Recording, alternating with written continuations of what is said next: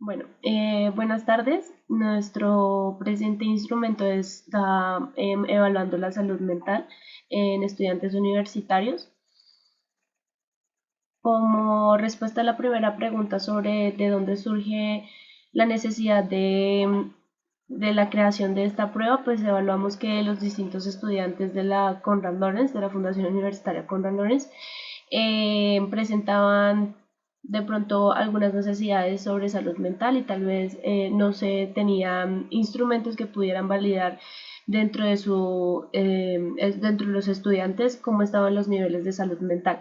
Esto en dimensiones como bienestar emocional e inteligencia emocional.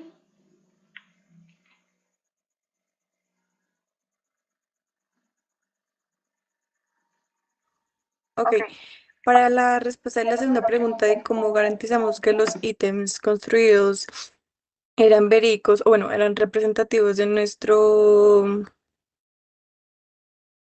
constructo a medir, primero porque nosotros evidenciamos información, o bueno, nos llenamos de información general sobre la salud mental, sobre los contextos en donde se presentaban. Y como tal, más específicamente en contextos universitarios, pues buscamos información y nos adaptamos pues, a la información encontrada al,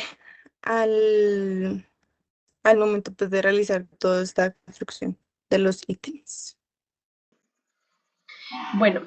pues respecto a el comportamiento estadístico de la prueba, pues evaluamos que encontramos que los estadísticos mostraron que la prueba logró medir eficientemente en su gran mayoría las dimensiones y el atributo. Además, también pues lo que pudimos encontrar es que gran parte de las personas puntuaron en un nivel más bien bajo de salud mental en nuestras dos dimensiones y pues solamente tuvimos que rechazar dos ítems.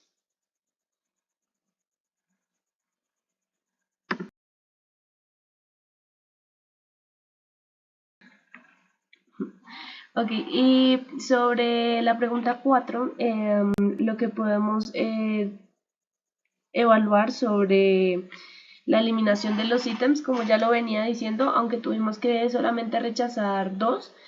algunas también quedaron como con fallas o como modificaciones respecto a los ítems, tal vez respecto a la facilidad de las respuestas posibles en cada uno de los ítems, ya que encontramos que respecto al otro grupo, varios de sus ítems eran muy predecibles o la respuesta correcta era muy predecible, lo que la hacía pues muy fácil. Respecto a nuestros ítems, aunque encontramos que varios hay que modificarlos, digamos, tuvieron un mayor nivel de dificultad, em, pero se encontró pues igual un análisis estadístico coherente.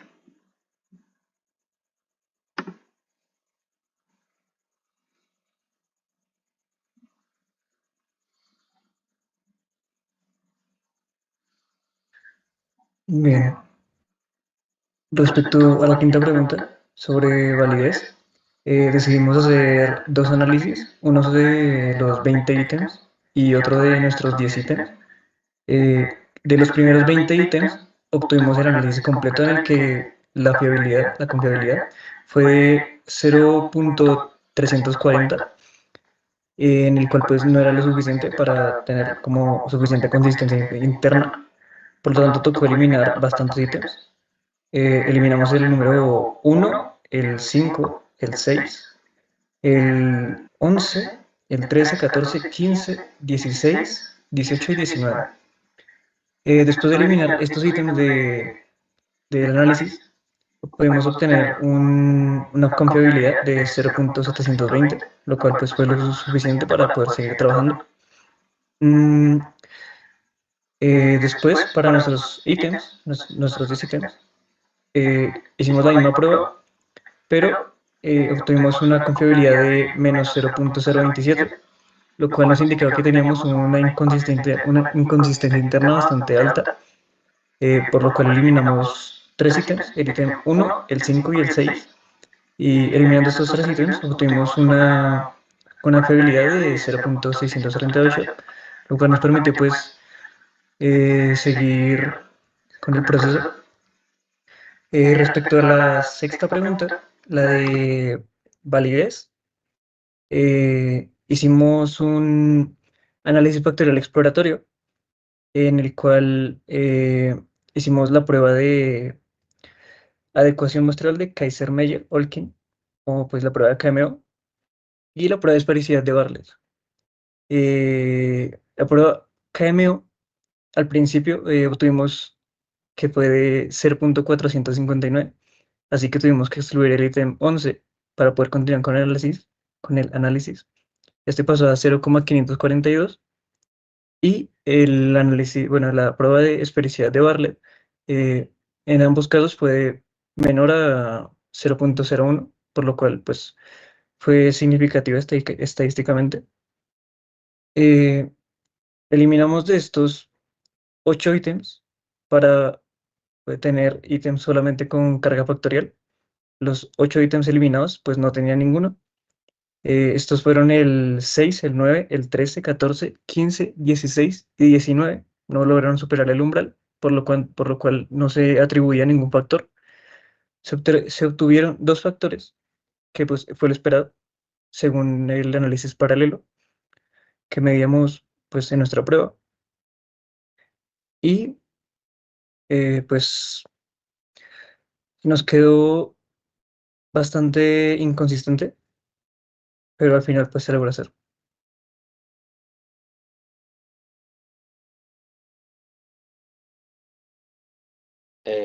Bueno, para la pregunta 7, que nos habla sobre los hallazgos que se lograron encontrar en relación con la estructura inicial, podemos decir que hay cierta discrepancia porque nosotros en un principio esperábamos que todos los ítems pudiesen estar eh, pues con los criterios suficientes para poder tener esa confiabilidad, como se explicó anteriormente, por medio de la prueba de Kaiser, Mayer y Olkin, o la KMO, pues se evidenciaron ciertas falencias con los ítems anteriormente mencionados, pero también es relevante entender que por medio del análisis factorial que nosotros empleamos, eh, realmente los hallazgos sí encontramos pues esa discrepancia con los ítems y pues con la estructura que tenemos previamente planteada. Entonces, pues nosotros ya pasando a la pregunta 8 que nos habla sobre los puntajes, o sea, la significancia de los puntajes que obtenimos de las personas, pues nos hablas de que las personas al aplicar la prueba, perdón, se estaban evaluando las dimensiones de bienestar y inteligencia emocional y pues estas estaban divididas en 3 rangos. Pues los rangos eran bajo, medio y alto, en donde pues como se mencionó anteriormente, la mayoría de personas estaban en el rango de nivel inferior y pues esto lo que nos indica es que tienen ciertas falencias en sus habilidades emocionales, lo cual pues tiene como consecuencias ciertas afectaciones hacia pues su salud mental, ¿no? Por otro lado, también encontramos que hay personas que tienen eh, ciertas habilidades desarrolladas que se encuentran en el rango medio, pero pues que siguen sin ser suficientes a la hora de tener esa salud mental, pues digamos, cuidada con esas habilidades que realmente no están desarrolladas, pues digamos, de la manera que se esperaría tener, ¿cierto? Entonces, también otros hallazgos es que la prueba piloto nos mostró que pues la mayoría de personas se encontraban en umbrales bajos, igual vuelvo a reiterar, la mayoría de personas se encontraban en esa situación, 59 participantes se encontraban allí y 11 se ubicaron en la situación de medio y ninguno en el rango alto. Entonces ya eso nos habla mucho de los hallazgos que se encontraban en la prueba piloto y pues la mayoría de personas se encontraban en esos umbrales y habla mucho de la escasez de esas dimensiones que estábamos evaluando. Entonces, bueno, eso vendría a ser por parte del punto 8. Ok, ahora en base a la pregunta 9, si tuviéramos más tiempo y recursos, ¿qué mejoraríamos de nuestro instrumento en una próxima oportunidad? ¿Y por qué? Principalmente la aplicación, la medida en la que se dio la aplicación. Em, pues en otra oportunidad necesitaríamos recursos un poco más amplios, no sé, software, un tipo de software más grande, pues para que se pueda realizar la aplicación de manera más amplia en bastantes personas y para que los datos, para el momento de hacer como tal el análisis de los datos sea un poquito más sencillo, más fácil y más rápido. Y en cuanto al conocimiento o uso de estas pruebas, pues capacitar, o sea, tener como más personas capacitadas en todo este tema de análisis psicométricos, pruebas psicométricas, como tal, para una mejor guía, un mejor llevamiento de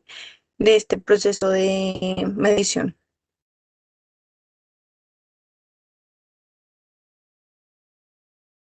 Bien, respecto a la última pregunta de qué podríamos pues haber como hecho diferente y qué recomendaciones seríamos a los grupos que pues hagan este tipo de pruebas, eh, yo creo que podríamos intentar mirar más como la teoría, trabajar más la teoría para diseñar mejores preguntas y dar mejor variabilidad de respuestas o como más rango de elegibilidad, porque por más de que antes de la prueba piloto se viera que estaba bien justificada y tuvieran como razones para ser elegida, cuando hicimos la prueba pues vimos que no todas las personas pues salían con esa respuesta, sino que pues elegían como siempre las mismas. Entonces es como cambiar los ítems a unos más precisos y las respuestas a unas más elegibles. Y pues esa es como mi recomendación. Y ya para terminar de complementar, sería también tener en cuenta que es muy importante saber cuál es la relevancia de cada ítem para que de esa manera uno pueda tener como eso en cuenta a la hora de poder implementarlos y también tener unos criterios específicos para que se puedan implementar los ítems sin que hayan estas respuestas enfocadas solamente en uno, ignorando los demás. Entonces, realmente se tiene que evaluar mucho y hacer énfasis a la hora de tener esos criterios muy en cuenta para poder aplicarlos y poder desarrollar los ítems de forma correcta. Ok, muchas gracias.